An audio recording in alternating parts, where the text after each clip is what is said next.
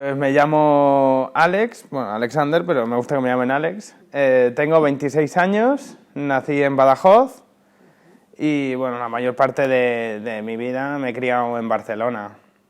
Me voy por muchos pueblos de allí, pero sobre todo en Barcelona. Hace 5 años que llegué a Valencia y bueno, estaba aquí viviendo, trabajando, buscando un poco la vida y hace pues 6 meses o algo así yo me quedé en situación de calle y hasta que hace nada, la verdad es que fue rápido llegar aquí a San Juan de Dios, pues llegué en 2 semanas o así, yo no estuve mucho tiempo en la calle ni nada.